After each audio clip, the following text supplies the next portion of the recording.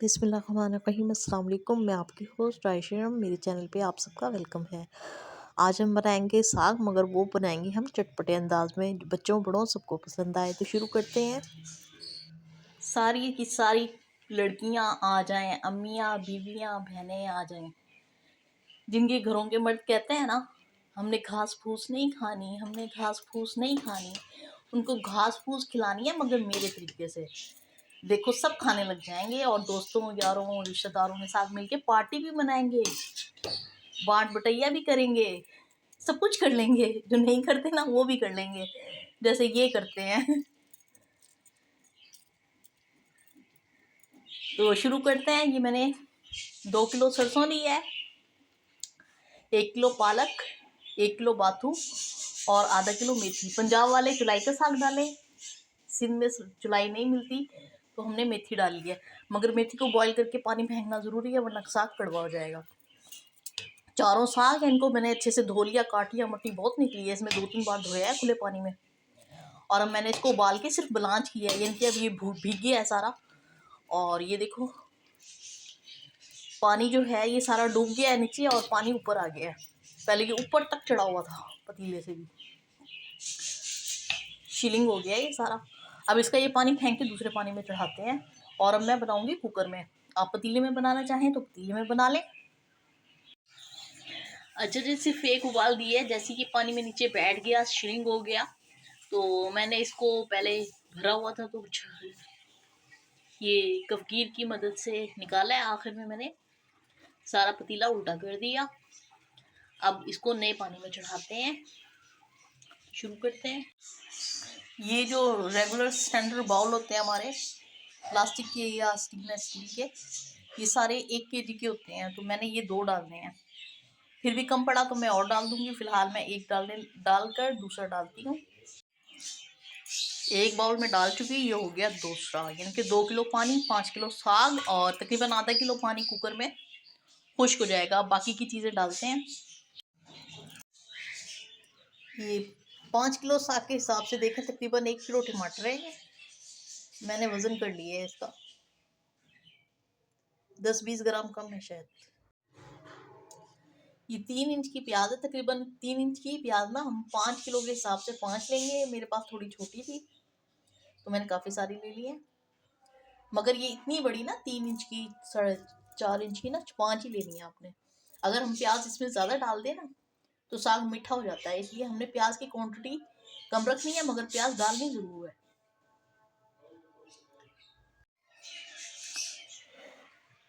हमको 5 किलो साग के हिसाब से 5 पोथी लहसुन चाहिए होगा, जिसको हम 3 पोथी हम अंदर डालेंगे और 2 पोथी का भंगार लगाएंगे। तो ये तकरीबन 3 पोथी मैंने कट के, तकरीबन 5 इंच का अदरक का टुकड़ा चाहिए होगा 5 किलो के हिसाब से, जिसमें से 3 इंच का अदरक का टुकड़ा हम अंदर डाल देंगे और बाकी का थोड़ा सा गार्निशिंग के लिए रखेंगे, क्योंकि इसका फ्लेवर साग में बहुत अच्छा आता है।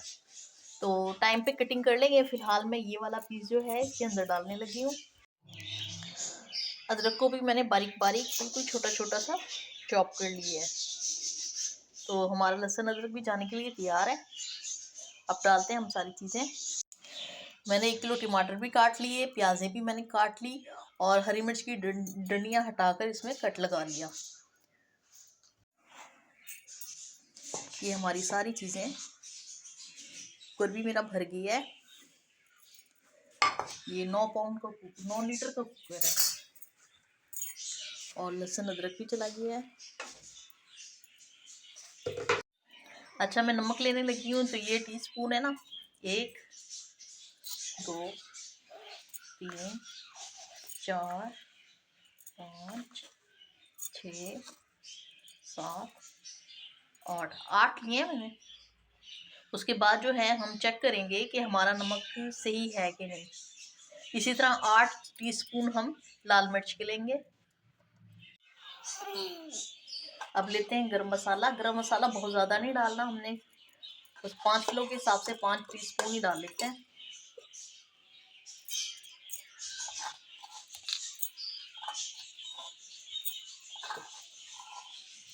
काफ़ी पिसा हुआ है, आप चाहें तो खड़ा ले सकते हैं।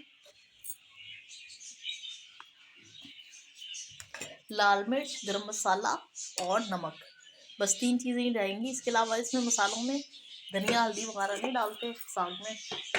चाहें तो जीरा भी डाल दें थोड़ा सा, जीरा मैं बघार में डालूंगी। अब हम अपना कुकर बंद करते हैं। हाँ, टिप ऑफ द डे, जब पालक वगैरह टाइप की चीज़ें हम कुकर में पकाते हैं तो अक्सर पालक जो है सुराखों में लग जाता है और कुछ ना कुछ टेंशन का खतरा होता है। तो उसके लिए ये करना है आपने, ये घी या तेल थोड़ा सा जो है ना ऊपर डाल दे। घी या तेल ऊपर रहेगा तो कोई भी चीज़ कुकर में फंसेगी नहीं। तो मैं ऐसी चीज़ें दालें वगैरह पकाती हूँ, सब्जी पालक पकाती हूँ ना, तो थोड़ा सा घी ज़रूर डालती हूँ। तो मैंने डाल दी है। मैंने फुल आंच पर कुकर चढ़ा दिया है।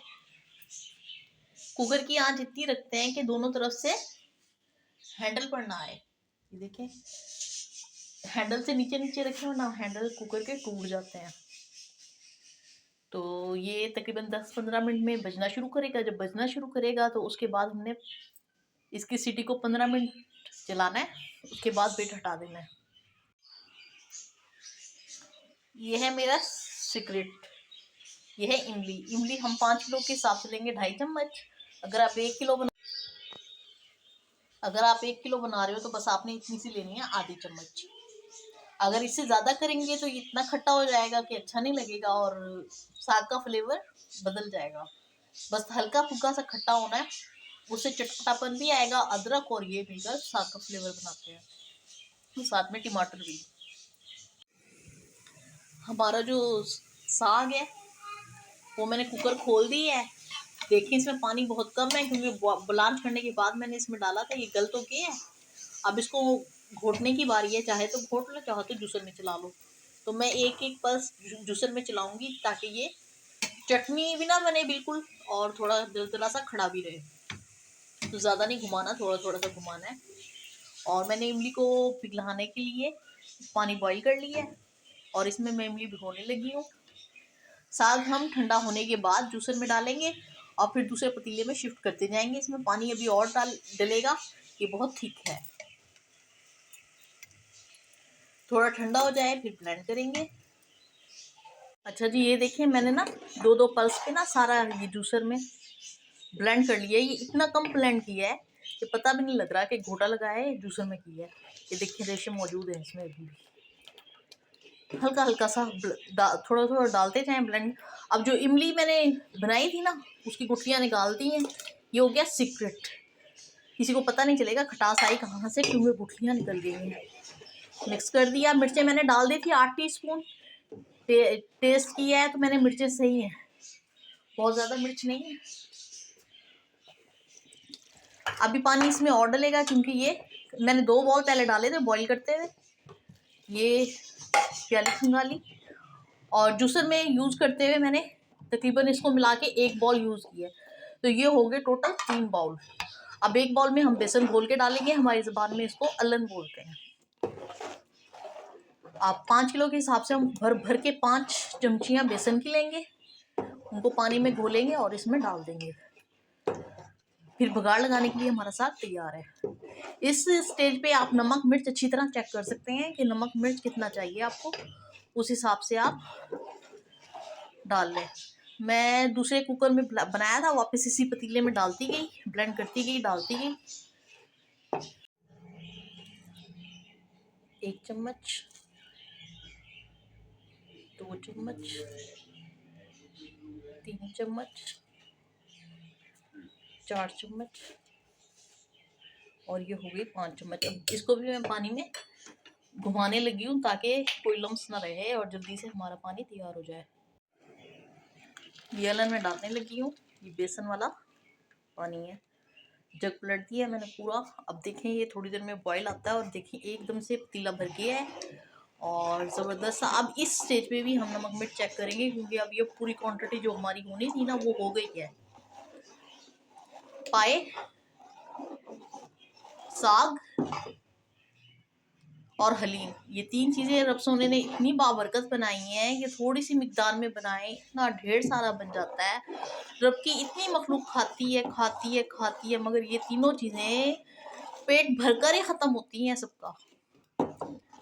शोरबा कर लें पाए में, हलीम वाफर कर लें और साग को इस तरह वाफर कर लें माशाल्लाह से, दर्जनों लोग खा लेंगे, फिर जाके ये पतीला खाली होगा। जबकि और कोई चीज़ बनाए देगे बनानी पड़ती हैं, ये चीज़ें अल्लाह ने बहुत बाबरकत बनाई हैं। माशाल्लाह देखिए हमारा पतीला भर गया है, आँच मैं फुल कर रही हूँ और हम अपने बघार की तैयारी करते हैं। उसके लिए मैंने लहसुन छिलवा कर रखा हुआ है।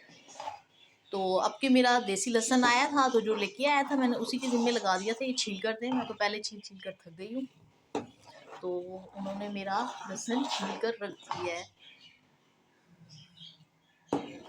अब इसका बनाते हैं बघार। तो ये है हमारा लहसुन, अदरक का पीस इसमें से लेंगे गार्निशिंग के लिए। इसको मैं काटने लगी हूँ। अच्छा जी, हमारा जो है जीरा डाल दिया मैंने, बघार तैयार हो गया है। ये ज़्यादा गर्म हो गया था तो मैंने थोड़ा सा पानी डाल दिया ताकि ये ठंडा हो जाए, वरना लहसुन काला क्या हो जाता है। बस हम इसको बघार को ऐसे ही रखेंगे, फिर हम जब डिस्पोजेबल डब्बों में प्लेटों में डालेंगे ना, तो फिर थोड़ा थोड़ा बघार सब में अलग अलग डाल देंगे। कुकर में मैं साग में मैं शामिल नहीं कर रही थी, मिक्स हो जाएगा, फिर ऊपर घी नहीं आएगा। तो आप भी अगर बनाएं ज़्यादा मिकदार में तो ऐसे ही बघार एक तरफ कर दें, फिर जैसे जैसे डब्बों में निकालते जाएं, प्लेटों में निकालते जाएं, थोड़ा थोड़ा बघार उनके ऊपर डायरेक्ट डालते जाएं। इस बघार में मैंने लहसुन फ्राई करने के बाद उस पर ज़ीरा डाला है, तकरीबन 1 टेबल स्पून ज़ीरा डाला है मैंने और चूल्हे से उतार दिए। अच्छा जी, हमने अपना साग जो है डिस्पोजेबल डब्बों में निकाला, फिर उस पर बघार का घी, लहसुन, अदरक डाला, हरा धनिया, हरी मिर्च का तड़का डाली और एक लीमू लगाया और हमारा साग हो गया है तैयार।